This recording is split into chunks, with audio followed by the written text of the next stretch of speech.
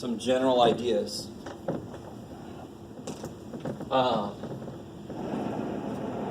I've talked before about how in pre-calculus there were these things called optimization problems, which is what this section's all about. But in pre-calculus, the only thing you could handle was a parabola, because that's the only thing that you had a way to find the min or the max, the vertex. You had a shortcut for that shit. And I showed you here where that shortcut comes from in terms of calculus. Right? Do you remember the shortcut for finding the vertex? The x piece?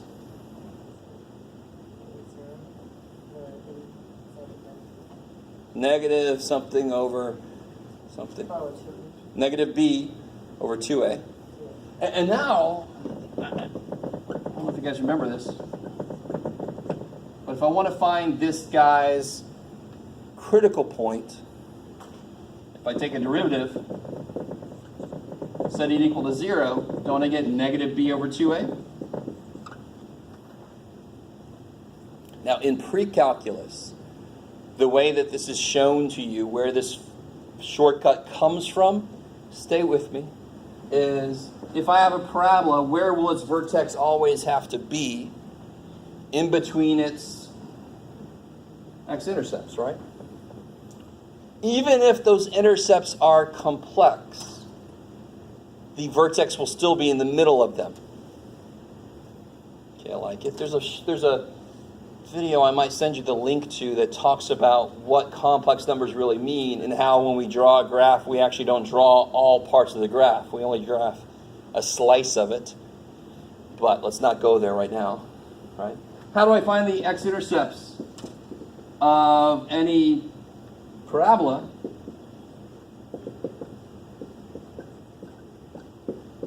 This guy, right? And if you look at it a little different way, isn't this negative b over 2a plus or minus shit, right? So what's going to always be in the middle of the two numbers? Well, this guy, by definition, it's this plus something minus same thing. So negative b over 2a is always in the middle of the two intercepts. That's why that's the shortcut. But now calculus goes, that's nice, bam, thank you, right? Okay, maybe. So in pre-calculus, you would have seen problems exactly like what's in 4.7, but the function you end up with to work with had to be a parabola. Because at that point, you didn't know enough how to find maxes and mins of anything, and now we know enough. Right? Unfortunately, oh, too bad. But now our problem's going to be a little more complicated. What else did I want? Oh, so real quick example. What is the maximum product of two numbers add to 10. Right? This is a very silly example. You can get the answer without doing anything, but you're in calculus class, so you have to do calculus. So, do you guys remember how in related rates I try to get the tell me, ask me, right? What do they tell me undeniably here? Just direct, just in my face, they tell me something. Not what they ask me about, what do they tell me about? The two numbers for sure do what?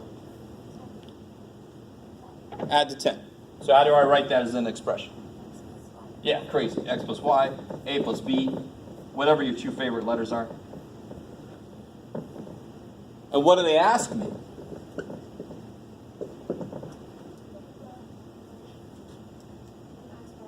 The maximal product. So let this make sense. If the problem wants me to maximize cost, what function do I have to create? The cost function. If the problem says maximize or minimize distance, what function do I have to create? Distance function, right? So I'll often do a problem where it deals with, there's a problem we're going to do on this paper that deals with the cost of fencing around this thing, and everybody does the perimeter formula and does that. No, if I say what's the minimum cost, your function better be a cost function. Let that make unbelievable amounts of sense. So if you look at the question, it tells you what function to create. So you make sure you're in the right direction. So here it's the product function. And what's the product function? I love you. X times y, right? Nothing crazy. It's not something you're supposed to know. It's just multiply the damn things together, right? Now, how do I use what they tell me to rewrite what they ask me? What's wrong with this stupid thing? Too many variables. How do I get rid of one of them? Here's something I know. So what can I do with this? I can solve for y, maybe, right? Now I know y is 10 minus x. So I get the product is 10x minus x squared. Could you find critical number for that? You guys with me a little bit? This is a down parabola, so it's obviously going to be a maximum, right? So how do I find the critical numbers for this? Got to first take a derivative. And what's the critical number for that?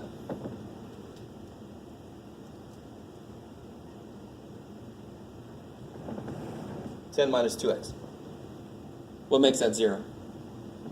5. I like it. Now, some of you guys hopefully understand that two numbers that add to be 10 and multiply to be the biggest number are going to be 5 and 5. Have you guys ever noticed that the answer to any rectangular optimization problem is a frickin' square?